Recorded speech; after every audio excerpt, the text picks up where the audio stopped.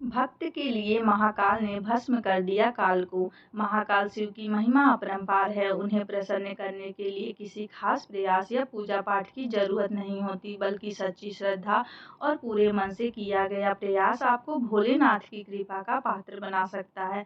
शायद यही वजह है कि अपने भक्तों के लिए महाकाल ने काल तक को भस्म कर दिया था। ऐसी ही कथा मिलती है हमारे धार्मिक ग्रंथों में, जिन्हें हम आपके साथ शेयर कर रहे हैं। मान्यता है कि भक्तों का चरित्र पढ़ने और सुनने से भोलेनाथ की असीम कृपा और पुण्य की प्राप्ति होती है। तो आइए जानते हैं भक्त के प्रति महाकाल की अगाध आस्था की जिस कहानी का हम जिक्र कर रहे हैं, वह स्वयं भगवान कार्तिकेय ने संतों को सुनाई थी।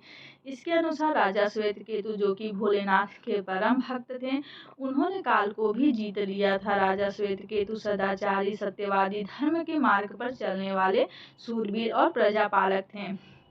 वह अत्यंत ही निष्ठा और प्रेम भाव से प्रजा का पालन और अगाध आस्था और श्रद्धा भाव से शिव की भक्ति करते थे। उनके इस भक्ति भाव से महाकाल अत्यंत प्रसन्न थे। उनकी कृपा से श्वेतकेतु के राज्य के लोग दुख, दरिद्रता, अकाल मृत्यु और महामारी से अछूते थे।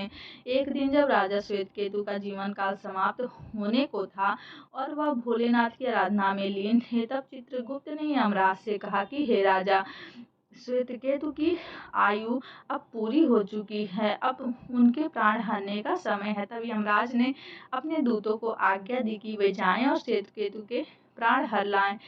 यमदूत राजा श्वेतकेतु के पास पहुंचे तो वह शिव मंदिर में थे।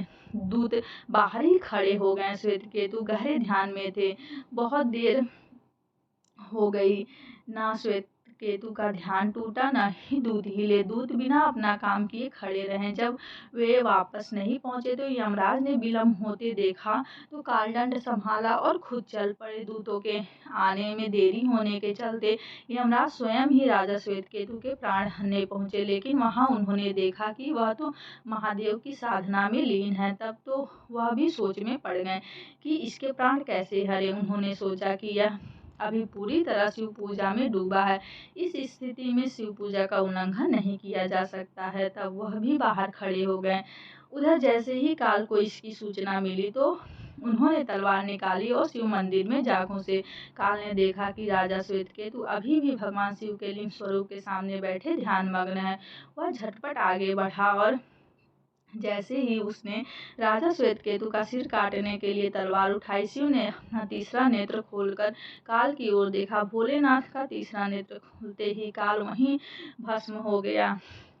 थोड़ी देर बाद जब राजा श्वेतकेतु का ध्यान टूटा तो उन्होंने अपने आंखें खोली तो राख में बदल चुके काल को देखा। उन्हें चिंता हुई, यह कौन है और क्या है। श्वेतकेतु ने भगवान शिव से पूछा कि हे भोलेनाथ, यह किसकी राख है, इसे किसने और क्यों जलाया। तब भोलेनाथ ने बताया कि यह काल था जो तुम्हारे प्राण हरने आया था।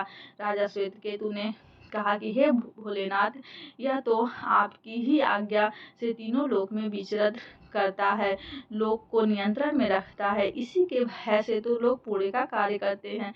आप इन्हें अतिशीघ्र जीवन दान दे दीजिए। शिव जी की कृपा से काल जी उठा और उठते ही उसने श्वेतकेतु को अपने गले लगाकर बोला, हे राजा, तुम जैसा तो तीनों लोक में कोई नहीं, तुमने तो अजय काल को भी जीत लिया।